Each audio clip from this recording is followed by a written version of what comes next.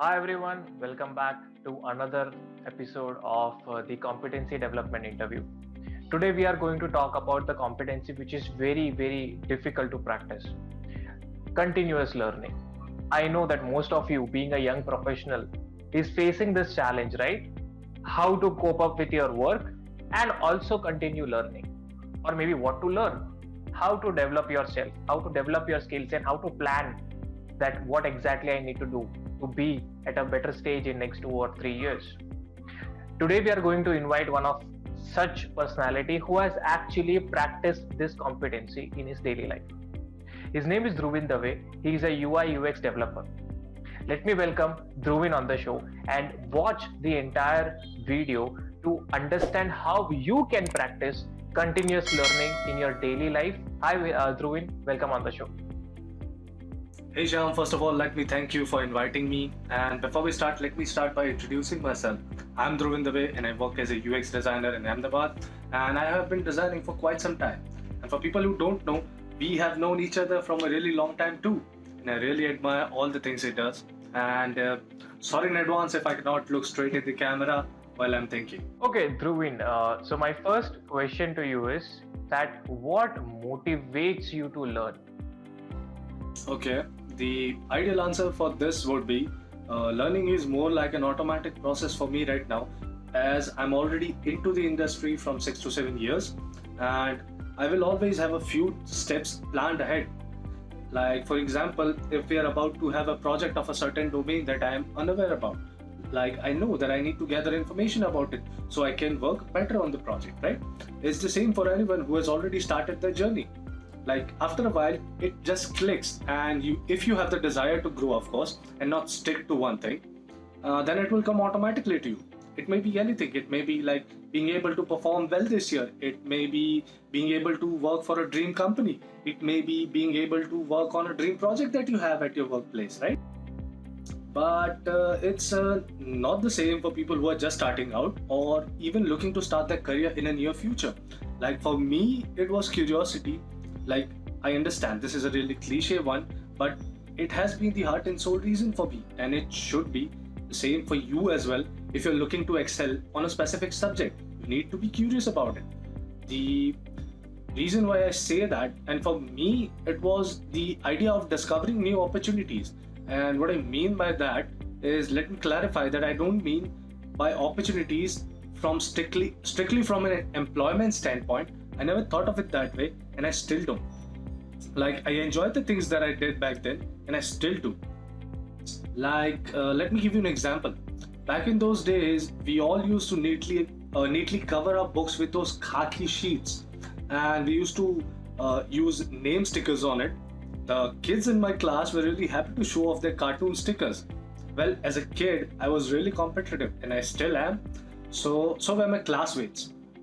So to stand out, I used to find stickers that nobody had. But the issue with that was it didn't last really long. Someone used to find the same. Well, that really got me sad. So what happened next is, back then my dad was getting into desktop publishing, which is equivalent to graphic design these days. So one day he told me to sit beside him as he opened up PageMaker. For people who don't know what PageMaker is, it's a software used by people who got into DTP back then. Right now, it's Illustrator and Photoshop and few other softwares people use. There are plenty of softwares right now. But before it, it was CorelDRAW, which was widely used by printers around here. And before that, it was PageMaker. And what he did was he wrote my name on a page and he copied it several times on the page and changed the typefaces for all of them.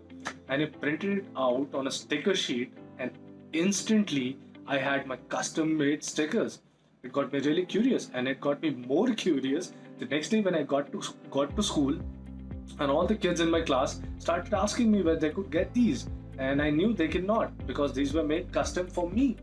So what I did instantly, that I wrote on the back of my rough notebook, learn how to write my name in different handwritings, because back then I had no idea that were called typefaces. Curiosity always does not have to come from the inside. A lot of time, events like these spark my curiosity, and events like these still keeps me going. Like whenever I have a situation like this, I always have a book handy And if not, I save voice notes on my phone about the things that I want to read, listen, or watch.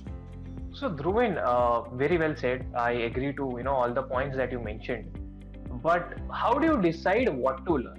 Because in this technology driven world where every kind of knowledge is accessible easily, how do you decide what to learn? Okay, so would you agree with me if I say, like, for anyone in any industry, even after they have retired, they cannot say that they know each and everything of their respective fields? What I mean by that is they might possess knowledge more than the average person, the experts as we may call them, but they do know that they will always have something to learn next.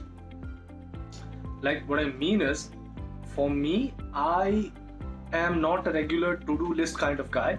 So what I do is, at the beginning of every month, I write a rough overall goal for the next 6 months and for a year.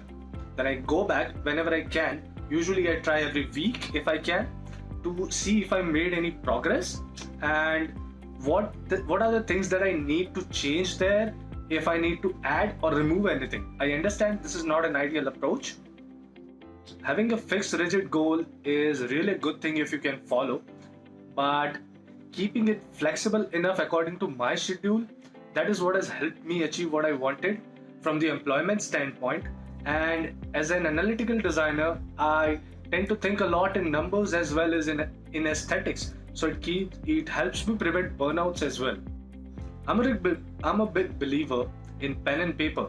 Plus, I love collecting hardbound diaries, especially the ones that have that clip that can lock both ends with a magnet. It's really satisfying to use. It's just like the mobile phone screen unlock sound, but it's a little bit more satisfying for me, and I really enjoy that. There was a time when I wanted to choose between being a logo designer and illustrations and UI design. What I did back then was I gave myself a year to decide. I really enjoyed creating logos at that time, so I started with that. What I did was I created one logo a day straight for 100 days and created a few rules for it. The rules were no uploading on any social medias, no judging the design based on aesthetics. All I had to do is just create. And what I did with that is I created an Excel sheet with the topics that I had to work on. And besides that, what I wrote was how I felt working on that.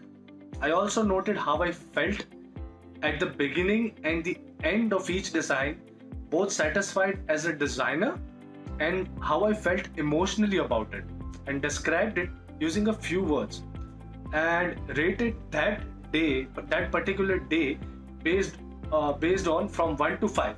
So that gave me an average of how I felt that day during that process. Now, during this 100 days, I found out I really had no idea about a lot of domains. So what I did was I wrote down all the domains that I had no idea about. I made a list of them. Funny thing, as a UX designer, I work on a lot of domains that I had no ideas back then. So I'm really glad that I did that challenge for myself. There's a saying in Bhagavad Gita that says, Karelu kai fokat jatu nathi. I did the same for illustrations. 100 days straight. What happened here is I failed miserably at around just day 18 or so, I think, and I was out of ideas totally. I realized I just wanted to do it because I was good at drawing, and I didn't realize until that illustrations are much more than just pretty pictures. So I had this another thing that I wanted to learn and I wasn't good at it, so I added the same to my list as well. You see how my list is growing and I'm just trying to learn and not forcing myself into technicalities? Then I was left with UI, user interface, and which brought me to this brand new world. And in between, I was introduced to UX, which was like a childish awe moment for me.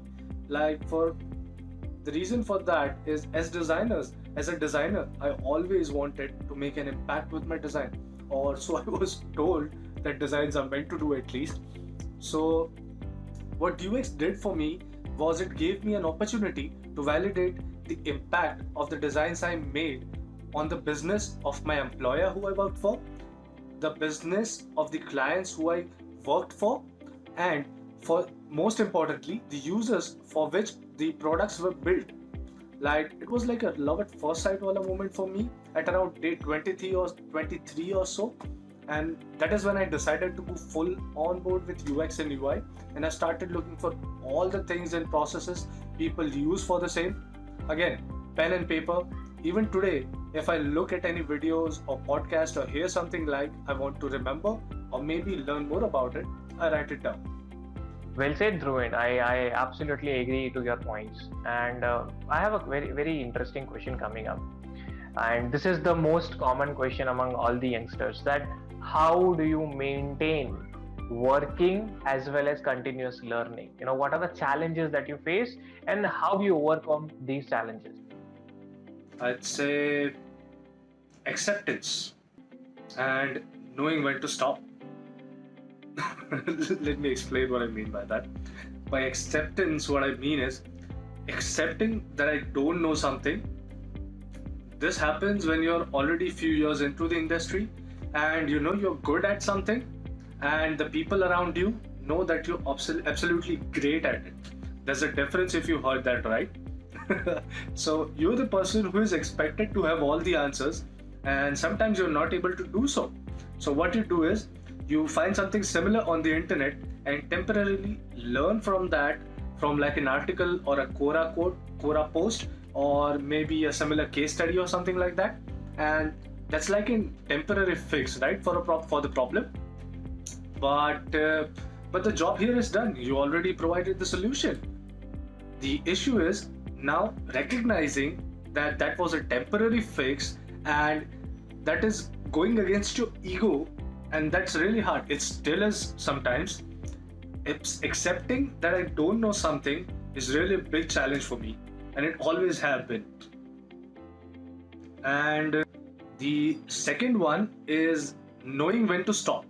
Like getting into UX taught me this. Like, as UX is like an iterative process.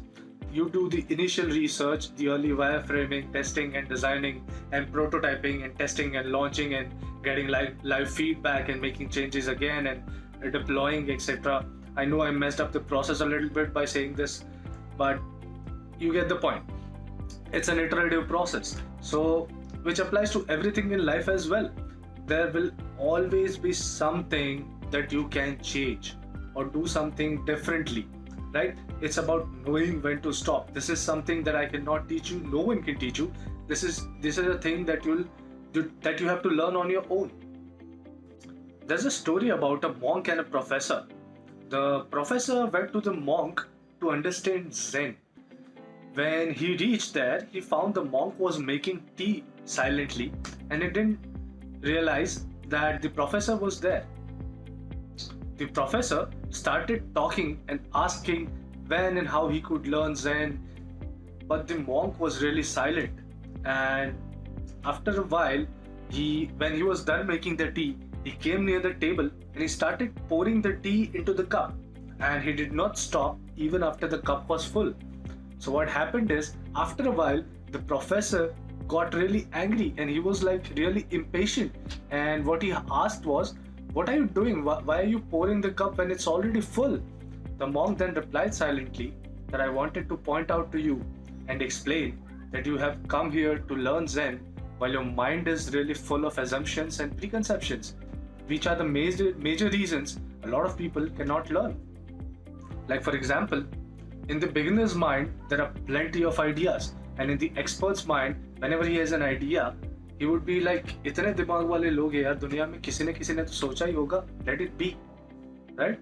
So yeah, acceptance and knowing when to stop. Okay, Dhruvin, in the end, I have only one question left. That do you want to share any tips or tricks for these newbies who really want to learn as well as cope up with their work and then plan their career as well? So to conclude a call here, constant learning is not a hot topic to talk about. Like, people think of it as a really nerdy thing too, but in fact it has constant learning has nothing to do with learning daily.